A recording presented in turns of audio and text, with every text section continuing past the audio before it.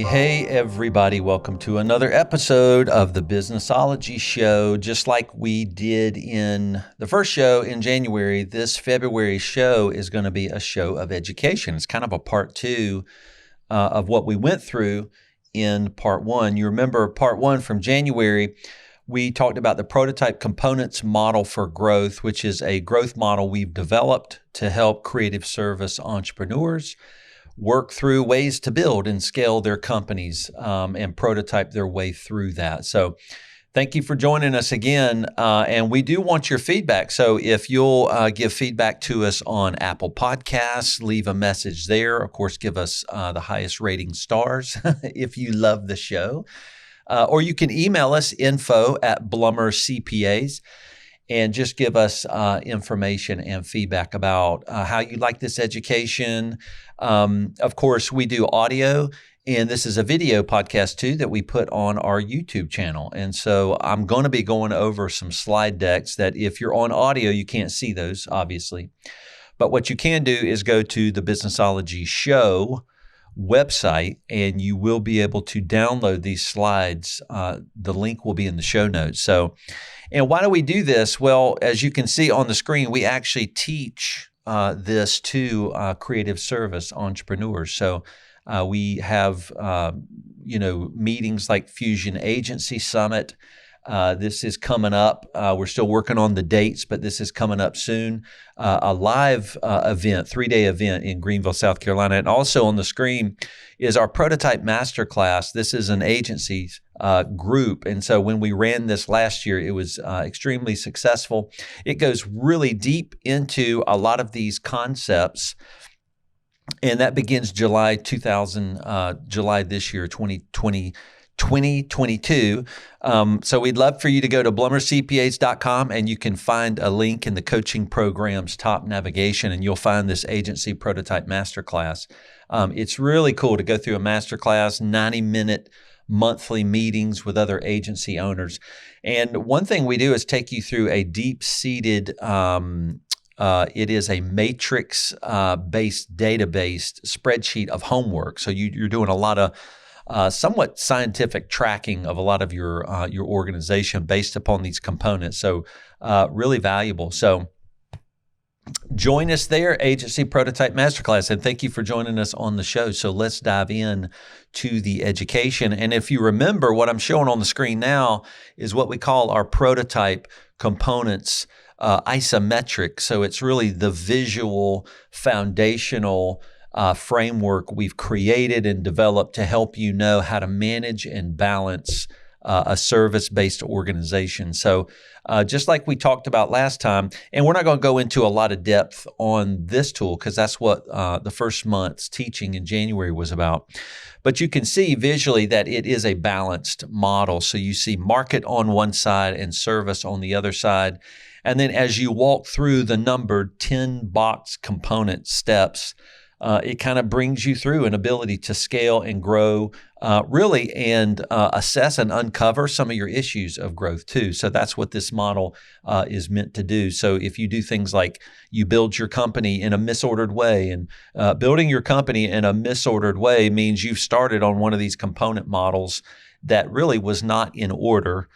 So for example, component number 8, if people are building a team structure that they shouldn't be building yet because of the up-channel components we talk about, then you can get into trouble and build a wrong team structure because you haven't applied all of the previous learning from those other components. That's what we mean by a misordered build. So, but if you want to hear the first show, it's really important.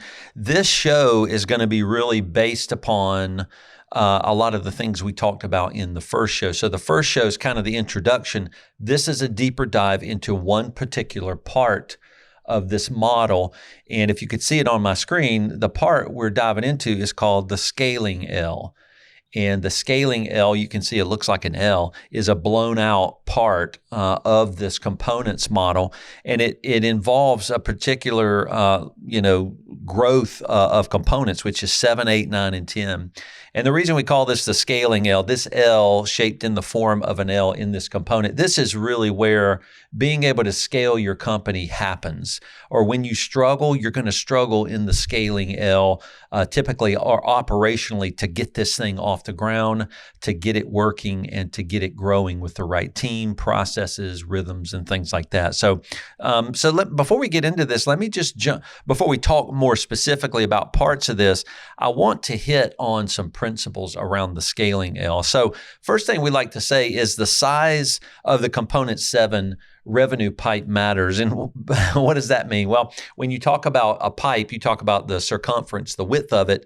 And a pipe, as it grows, it basically means there's more revenue coming into your company. Now, as a pipe grows, also the cadence or the speed of revenue also can come in to a company in a certain way. And all of that really matters. So how fast you're growing, it really, really does matter. It's going to affect everything that comes after that pace of growth. So think about your revenue as a pipe that you're piping into your company. And if you turn that pipe on at a high level, it's going to overwhelm your systems. Sometimes you got to pull it back. You got to dial that revenue back. A lot of people don't know how to do that. There are strategies to lever back that revenue, and sometimes you need to do that in such high-level periods of growth so that your team and organizational structures can catch up with it. So the pipe matters. Revenue matters. So you can't just go take anything you want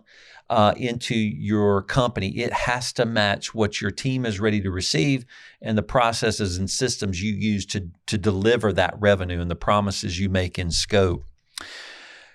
So another part is maturing systems must mature along with the speed and complexity of the revenue. So we were just now kind of talking about that. And when I say maturing systems, again, I'm talking about mainly components 8, 9, and 10. In this model, components 8, 9, and 10 is an alley, just like there's a market. There's an alley on the market side. It's called Outreach Alley. This one's called Leadership Alley. And this is where leaders stay very involved, deeply involved with their team and the structures, because structures that are built in place, team structures, service rhythms, and accountable processes, those are the components 8, 9, and 10. Those require accountability. And those systems must mature, teams must mature, and you must tweak those and change those. So the second bullet point is, as the complexity and speed of revenue, that is the cadence of your revenue and how it comes in, it matters how you mature your systems at the same pace. And maturing teams, we talk about that too in this next bullet point, that matters. As they mature too, they have to mature along with the speed and complexity or the cadence of your revenue coming in. So back to point number 1. Revenue structures, the revenue pipe matters. What's coming in is a strategic part of your company. You don't just take whatever the market feeds you. You decide how revenue comes in. Very important. The type of revenue also influences the type of team structure you build. So now we're getting into seeing that component 7 and component 8. Component 7 is revenue structures. Component 8 is team structures. Those are deeply tied to one another. As the revenue comes in, it determines what kind of team that you build. And here we say you don't really get to build the team you want. It's not up to you to build the kind of team that you're working to build. You have to build it in a way that supports and provides the revenue deliverables that your revenue is depicting. And you might say, well, my revenue is what it is. No, it's based upon the 6 up-channel components from that. You've been making your way to component number 7, and all of the decisions you've been making, those have consequences. And so just keep that in mind. We're just dealing with a consequential system, really. If it's numbered in order, it means one thing leads to another. And so for sure, when we get to component 7, it dictates how you build your component 8, your team structures. Timing of revenue piping into the team matters. We kind of alluded to that. When you bring it in, and a lot of agencies deal with the project-based revenue or recurring revenue, which is, recurring can be more definable. Project-based revenue can be, you never know when that's going to come in. So specifically, when you're talking about managing the type of revenue, managing projects is going to be a real big one that you definitely want to keep in mind. Recurring can be managed by systems, project managers, but projects often need to have a lot of influence from the leaders and owners of the agency, which slow them down and then bottleneck them and bottleneck the team if they're feeding the nuance of that project into the team.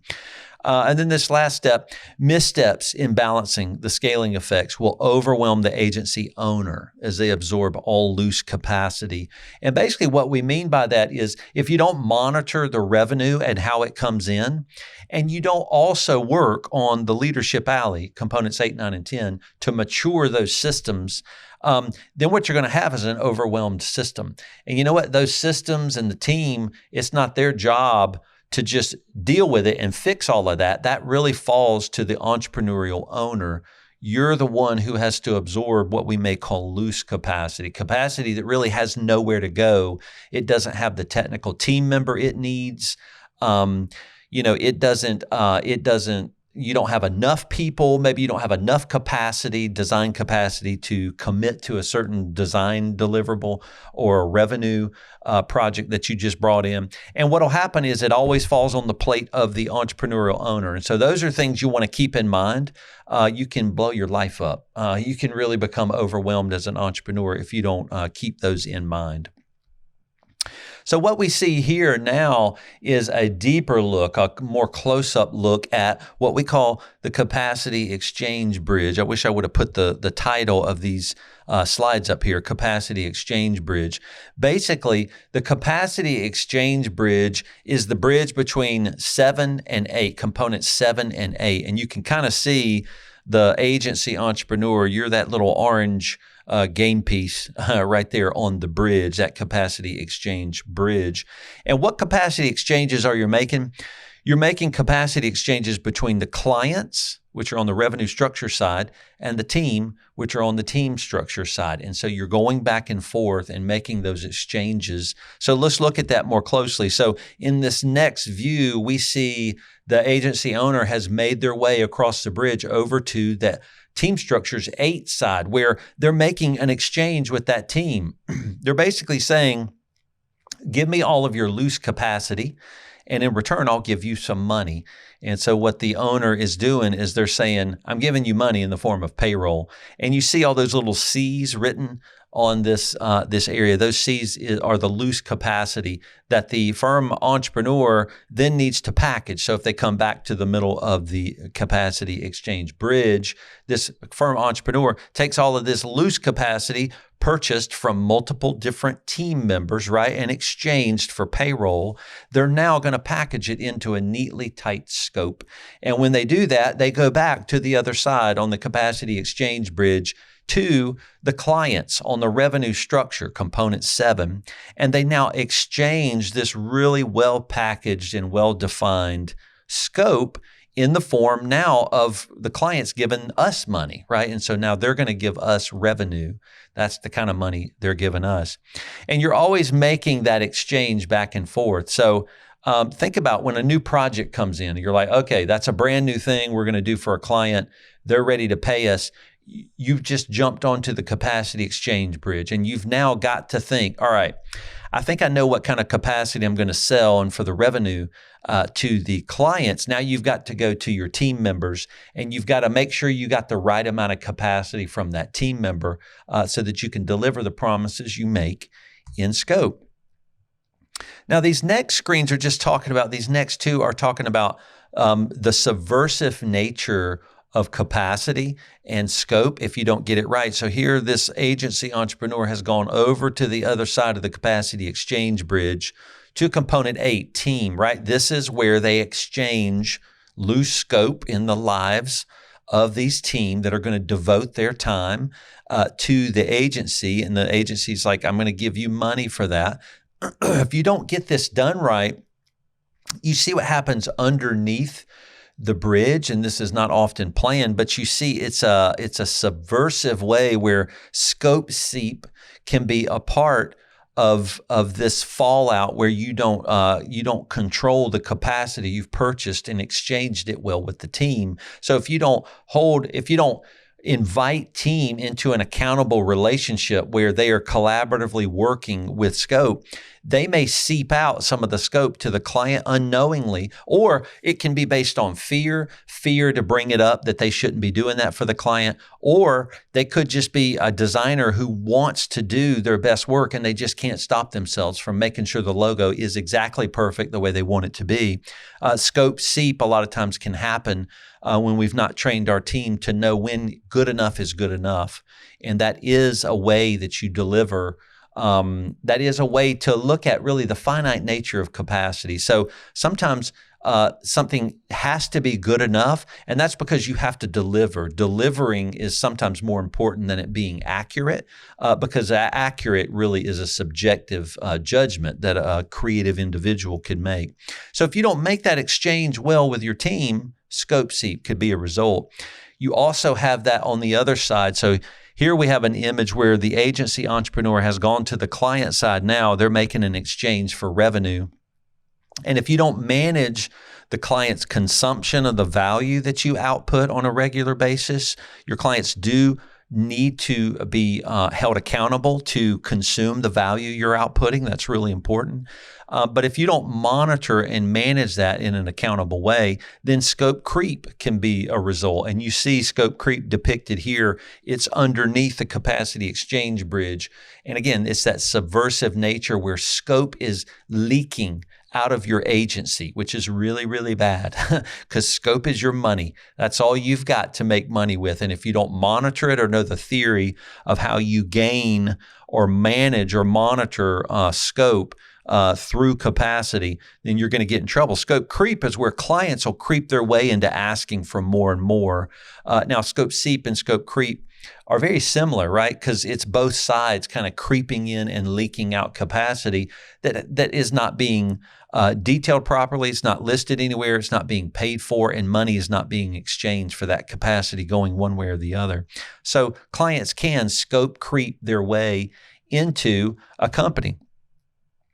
So here's the whole image of how it looks and what this agency entrepreneur, this owner or this leader on the capacity exchange bridge is meant to do. So technically, really the leaders or the owners they're the only ones on the capacity exchange bridge making those judgments and proper exchanges of team capacity for payroll and then client scoped capacity for revenue that they're exchanging on the other side.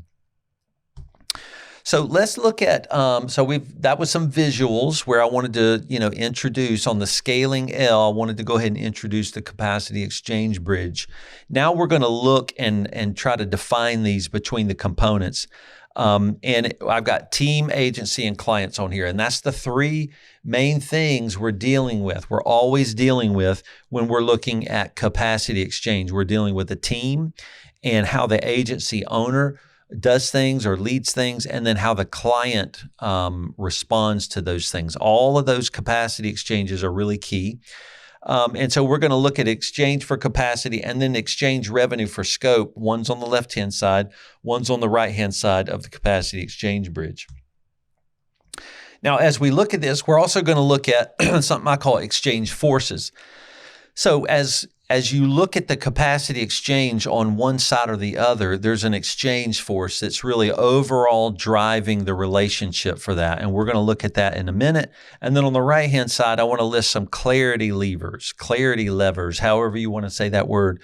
I'll say levers.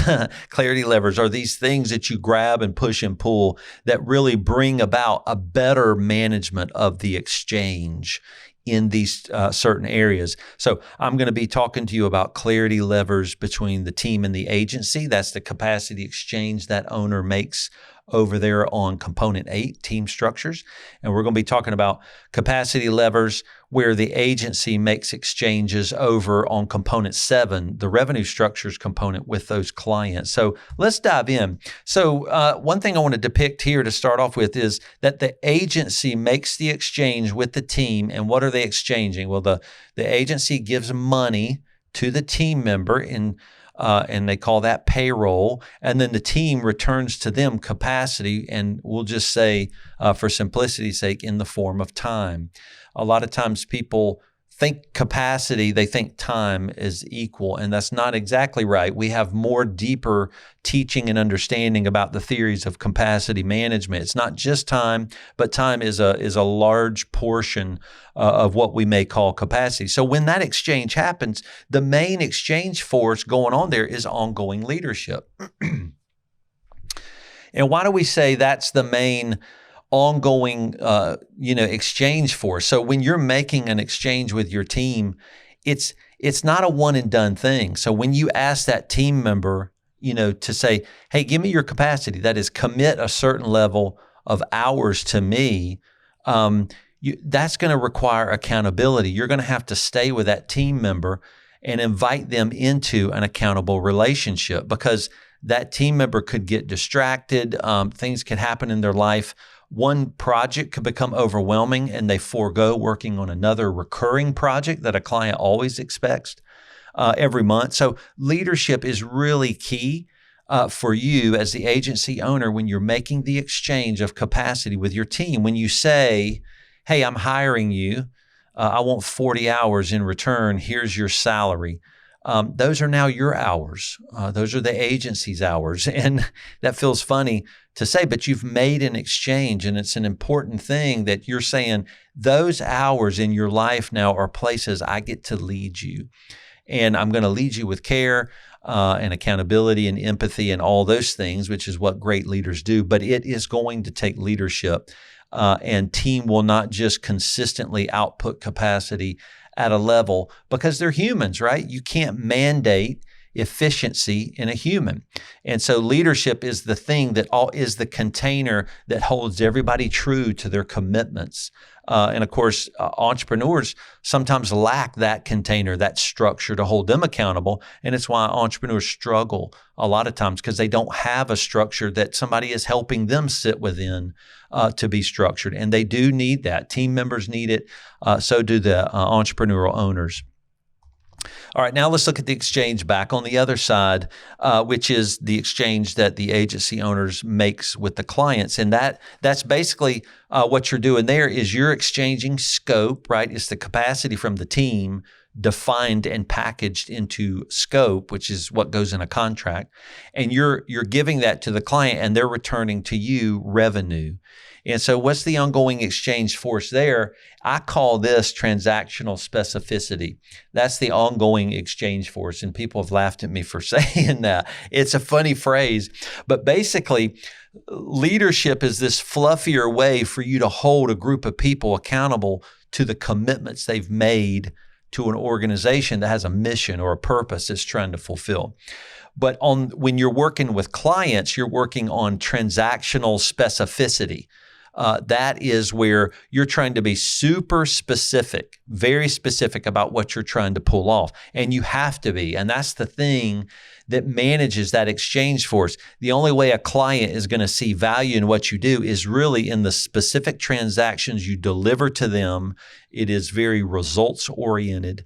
It can be relational too, which is more of a judgment, more of a nuance to your service, but you can't really apply selling scope and then getting revenue in return by saying we're going to be part of the money you're going to pay for is going to be a relationship. We're going to make you feel happy. So they probably won't buy that. Now that is an outworking to what you do for sure. But transactional specificity is where you need to really lead with being specific by transaction, by deliverable. That's where your greatest benefit is going to be found.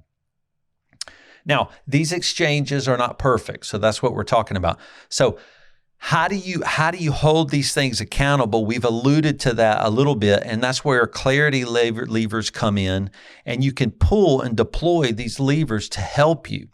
And why are they clarity levers? Because we'll say this, that clarity is the magic fairy dust to scaling, right? If you want to scale appropriately an agency, clarity is how you're going to do it. You won't do it in chaos. You cannot manage and grow an organization in chaos. So clarity is what you're going to drive. So if you're struggling on your exchanges with your team or exchanges of scope with your client, if you're struggling, clarity is what you need to employ as what offsets that struggle. So let's look at those. And specifically, there's 4 in each category. So the exchange of the agency entrepreneur with the team, clarity levers are a team structure capacity chart. That's the first clarity lever you can look at. Now, what is that? That's a tool we created that goes with this, and these are things you can be introduced to in some of our consulting and things like that. If you want to email us at info@blumercpas.com, we do help agencies structure their companies for scaling with this model. But the team structure capacity chart is a visual placement of your team, and that's really important. There needs to be on a wall, sticky pad paper, whatever, a placement of your team with their titles listed somewhere in a framework to help you understand what it is you're trying to pull off with this team. So a team is an arbitrary thing, right? What is a team? It's just a group of people. Well, it's not really a group of people. So what this team structure capacity chart does is it leads you through placing them at different, what we call capacity value triads. And so there are 4 main ones that we walk people through. Owners are not on there, right? So owners are not part of the capacity mix. That's just a legal designation. But executives is a value triad, which are typically the owners. And there's a reason why those are differentiated. For one, we would say owners probably should be part of the executive team. That's always where you gain the greatest clarity. It's not always true. And so I think, and we believe you're going to struggle if you have owners of an agency also not part of the executive leadership team. It makes things more difficult, and there's a lot of reasons why. So the team structure capacity chart has 4 different capacity value triads. It has that executive leadership. It has the manager, which is that's the leadership team. That's that layer underneath the executive C-suite type people. Then there's a senior level, which typically manages a lot of the processes. They don't manage people, but they manage a lot of the processes and have oversight. And then the rest of the team go into the 4th location. And we're just trying to figure out a way to complement what each person does based upon the value of their capacity. Now, what does this mean? It means that every person's capacity is not as valuable as somebody else's. Now, that's not saying one person is not as important as another. But what it is saying is that you shouldn't bring in a basic logo design to the creative designer, right? To the creative director. That person's value capacity is so high, they don't need to be doing that kind of work. So you have to match up the kind of revenue with the right value triad and the person that's in that. So how do you know who's in the right value triad? Well, their titles signify that, right? You have a designer in, the 4th value triad in the bottom. And if they become a senior designer, then you're basically saying, we have just designated by retitling you that your value, your capacity value is higher now. So we're going to expect something back from you. And typically what you're expecting back is not a revenue deliverable. You're expecting back something to help you scale and grow the organization. So typically as people move up the value triad chain on this team structure capacity chart, they're going to do more and more for the organization itself. And that could be counterintuitive. A lot of people think as someone moves up the chain, senior manager, they're going to do more and more complicated revenue. Well, no, they just get better at leading others who are producing that revenue. It's because they have a greater context in those leadership roles of how to do that more complicated work. So they're more valuable in teaching others how to do it, not in doing it themselves. All right, we can't go too too deep in that. That team structure capacity chart, that's the first of the clarity levers, and there's a lot to it. So we'll just leave that there. You need a visual depiction of your team, basically. The second one is a job title and description with a range of hours. So every team member, to gain clarity, needs a document called a job description, and they need to be titled appropriately, sometimes creatively, and the range of hours. That is, this is what we're agreeing is in the exchange. I'm agreeing for about 30 to 35 hours from you, and I'm going to give you this amount of pay for that. You need to document this exchange somewhere in this second clarity lever. The third one is quarterly conversations with team. Quarterly conversations with team are where you tap out things like assumptions. And assumptions are really the counterpoint to clarity, right? Assumptions are the things that drive huge amounts of chaos and the unknown. And so in quarterly conversations with team, again, these are humans. They're always making sense of their world. That's where you go, hey, are there things we're doing in our growth and our behavior as leaders and managers that's confusing you?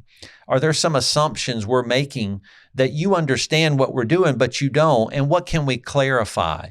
That's what you're doing privately in these quarterly conversations with team. Very valuable. So those quarterly conversations with team are doing a number of things. A couple of them are, we're always checking in on their capacity, right? And so the way we do that is using emotive words. We want to go, how do you feel about your capacity? Now, that's not often an accurate statement of their capacity, but it gives us an understanding as to whether they feel overwhelmed or whether they feel like they can take on more work. Those are things we constantly have to hear and understand from our team as we're always managing our exchanges with our team and with our clients. It's really important we have that knowledge and that context.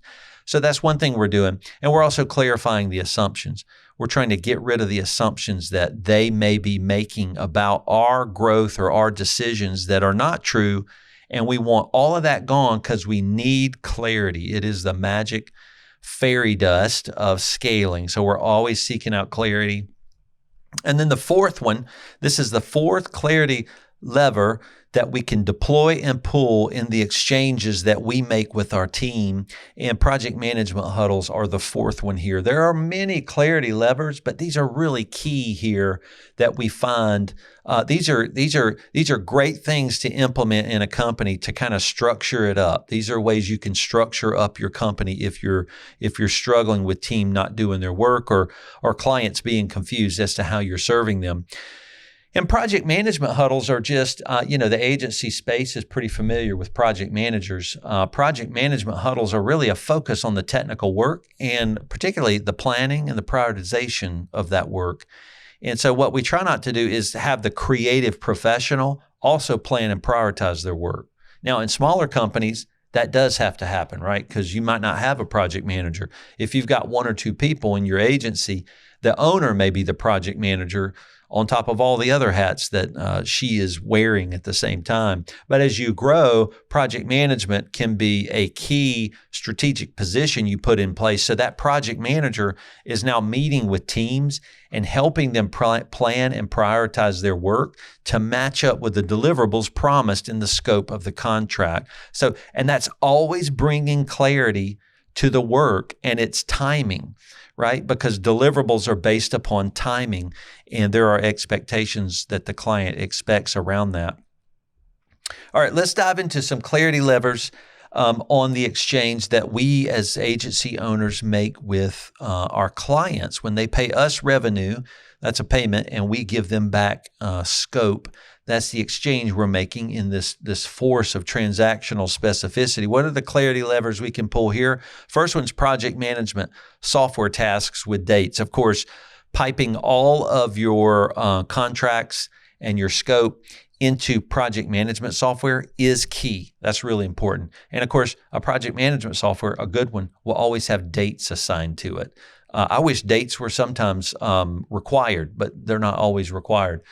Dates are key to accountability, and so they have to be key to the scope surrounding the deliverables, that you're trying to pull off with clients. So project management software tasks, get the contract, break it into tasks, put it into a project management system. That brings clarity and drives clarity in an organization.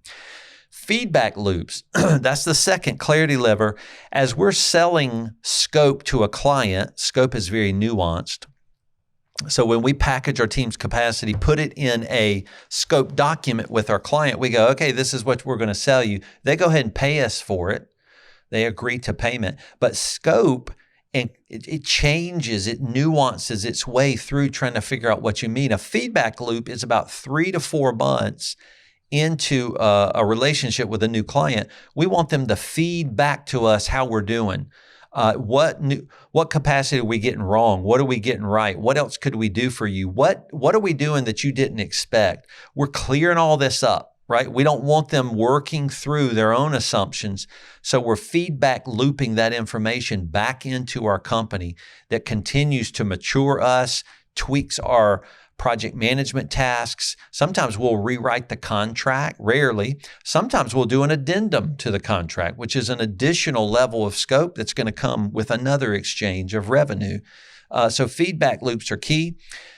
The third one, clarity lever here, is external and internal kickoffs. These drive huge amounts of clarity, which allow you to scale.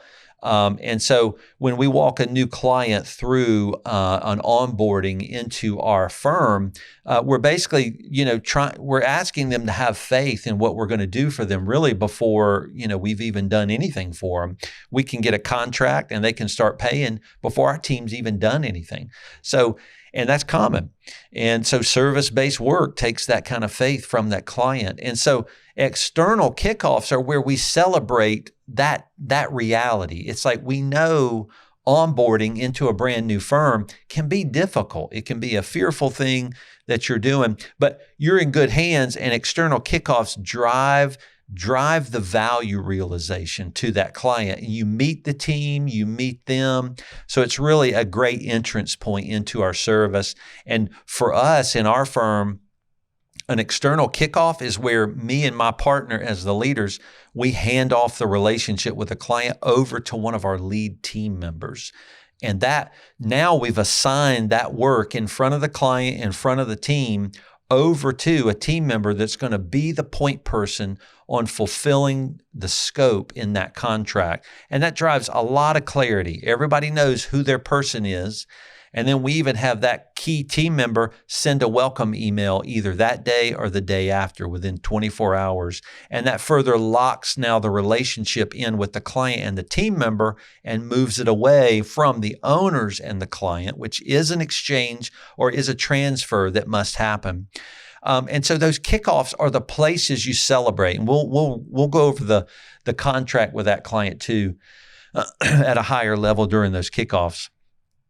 We also do internal kickoffs with our team, and that's where my partner and I get to share some of the nuance of what we meant by scope in the contract. The contract may, it's worded in a certain way, but it doesn't have all the nuance in there. And so we'll have an internal kickoff even after the external, and the team goes, okay, what did they mean by this? Or I heard you alluding to something and I didn't want to ask in that kickoff. What can you tell me about that now? And we can highlight some of the pain points that maybe that client has shared with the owners through the pricing process. And so that internal kickoffs becomes really valuable for our team, getting our team in place, giving them all that nuanced context. Because in service organization, there's always nuance to scoped deliverables. I know we can get it written down in a contract. There's always nuance to how we're going to deliver it, how it's going to be delivered inside of relationships with a client. So an internal kickoff is that owner leading that team and giving them what they need to serve well. And that leads us to our fourth clarity lever when we're talking about the exchange between our agency and the client, and that's written client contracts. So, which basically means you should never be performing service-based work or any kind of deliverables without a written client contract. So all revenue has a written document that's documenting that revenue in particular ways. So those are the four clarity revenue levers.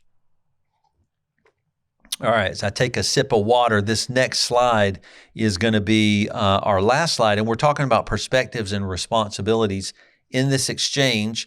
And so again, just at a high level, let me remind everybody where we are. This part 2 education is talking about the scaling L. The scaling L particularly is the place where in the components model, the prototype components model is where you're going to pull off scaling, or where your scaling is you're going to have trouble. And the key concept we're talking about right now is exchange, capacity exchange, which you do on this visible we have called a capacity exchange bridge. And so the 3 key players that we saw on the last slide are agency, team, and clients. That's where all the exchanges happen. And so I want to give you their perspectives as to how we would see them, having perspectives in this work, and then the responsibilities of these 3 parties and what they need to be considering.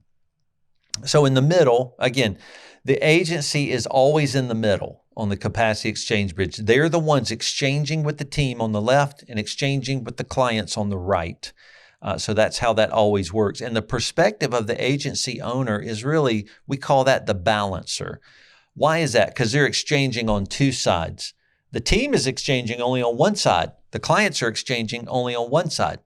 But the agency owner is exchanging between both of those. And so the perspective of the agency owner with the team may be best voiced with this question: what will we get from the team in exchange for more money? That's the thing that the agency owner may be thinking about.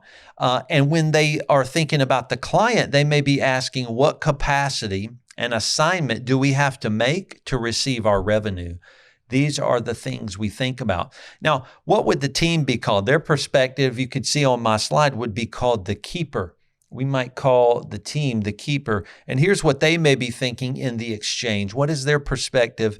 They may be thinking, what must I give and what can I keep in order to get paid, right? So they're kind of keeping things to themselves. They're only releasing the capacity to the agency that's going to be represented by an adequate exchange of payroll or salary to them.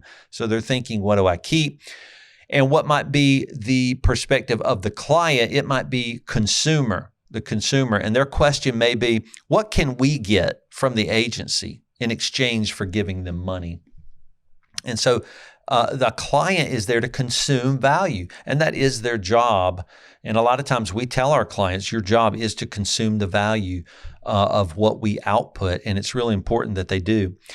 So those are the perspectives everybody has in this exchange. Now let's kind of list for each of these 3 categories, the agency, the team, and the clients, where all the exchange is happening.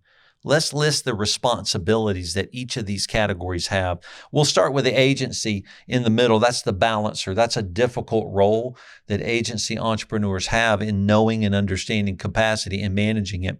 So the responsibilities of the agency owner are to define team commitment responsibilities. That is a responsibility. You do that on the job description, right? That's really important. The second one is to maintain accountability around client scope. So client scope being fulfilled by your team doesn't just happen. It's not a one and done. It's an accountability you invite a team into. You're meant to maintain accountability. Ultimately, every human gets distracted, or they don't know, where to go next, or they don't have a project management huddle that's brought them clarity as to what job they need to jump on and do next. And so you have to stay involved and maintain accountability around fulfilling that client scope. As the agency owner, the third responsibility is you have to maintain accountability around team capacity. So you have to know your team's capacity. You have to have them fulfill and always be stepping up to the capacity that they're required and that they agreed to exchange with you. And then the fourth one is lead team in a safe and thoughtful culture. So, and y'all, that is the container. So you might go, well, culture's the fluffy stuff. No, it's the container on where the exchanges happen, right? You need a safe, transparent bucket. Let's say a mug, a frothy, yummy mug. Let's call it a mug instead of a bucket. So inside of this thing, this container of culture are where the exchanges happen. Exchanges take trust. And so one of your jobs is to lead in a safe and a thoughtful means intentional culture. It's not an arbitrary culture. Arbitrary cultures are the same things as chaotic cultures, and they don't work. Let's talk about the responsibilities of the team. Their responsibilities are, number one, to maintain a consistent capacity output. And when they don't, you kind of hold them accountable. You go into that relationship. We do that through quarterly conversations, or sometimes more often conversations that are needed, and say, hey, we're seeing a drop in capacity, and that's not one of the things we agreed to in the exchange. So how can we help? That's our first question. It can ramp up from there, but our first one is, how can we help, and where were we not clear? Those are our first two questions, because clarity is typically the problem. And so we're going to define it through a clarity point. Number two, the team, their responsibility is to work within scope. They're required. They must work within scope and not step outside of the scope. No scope seep is allowed. The third responsibility is to remain flexible and collaborative. Just like you as the agency owner are leading in a safe and thoughtful culture, they're also going to remain flexible and collaborative. Now, that's because the nuance of the exchange will always change. And this is funny, not funny, but it's a really important part to a job description, which is typically a 2 to 3 page bulleted list of all the things they may encounter in their role. The very last one says, and all other duties as assigned, which basically means you must remain flexible and collaborative, because we can't truly define the future of the exchange of how our relationship is going to go. But we are inviting you into a safe and thoughtful culture, and you must remain flexible and collaborative and trust us in that process. And the fourth one for the team, what is their fourth responsibility, is to abide by cultural core values. They must choose and agree to live by those, which is really important. Now let's look at the client's responsibilities in their exchanges. So the first one is assume value and submit resulting price, right? Assume value. They have to assume a highest perspective of what we're doing for them. The second one is maintain responsibilities within the agreement. We document those responsibilities actually in our client contracts, in that you must show up, you must give us information within 5 days, you can't skip meetings. They have responsibilities to the agreement. And you know what? That's always true. In any of these exchanges, both parties have responsibilities and both parties must fulfill those. If there's a breakdown on either side, you're not going to be able to grow a company consistently and thoughtfully. The third one is remain flexible and collaborative. We saw that on the team side. The team's responsibility is to remain flexible and collaborative in the exchange of their capacity for payroll. Here we see it on the client's responsibility side. They must remain flexible and collaborative with you as you serve them and they pay you revenue and you fulfill the delivery of your scope with them. You must remain flexible. They must remain flexible and collaborative. And then the last one is to consume the value from your firm consistently. So this is one we make clear to our clients, is that we're not going to produce our deliverables and they be valuable and you not use them. So if there's financial insights, we're going to need to see the entrepreneur we serve acting and changing their life and their company based upon the insights we're producing. And if we see that consistently not being consumed, it is their job to consume the value we output. We're going to find our relationship grow stale. Eventually, it's going to fall apart. So we're always wanting to stay on top of making sure that client is utilizing and finding value in the things that we do. So I hope that was valuable. This is the end of part 2 of the teaching. And again, we went deeper into the prototype components model. So if a lot of this was deeper, make sure you heard part 1, which was in January 2022 on our podcast. And if you want to dive deeper into these with us, you can do that. We run an agency prototype masterclass that'll kick off in July of this year. You can go sign up and show your interest now. And we get deeper in all these. Of course, there's 90-minute masterclass, mastermind groups that we meet in, and we teach a little bit deeper the nuance of some of these components and these exchanges. And then, of course, we're available to you inside of a private online community where we answer, and the agencies that go through that do a lot of their homework, and we coach in that platform as well. So thank you so much for joining us. Again, give us feedback, info@Blumer CPAs, so that we can know how valuable this is for you. Thanks for joining us on the Businessology Show. We'll see you next time. Take care.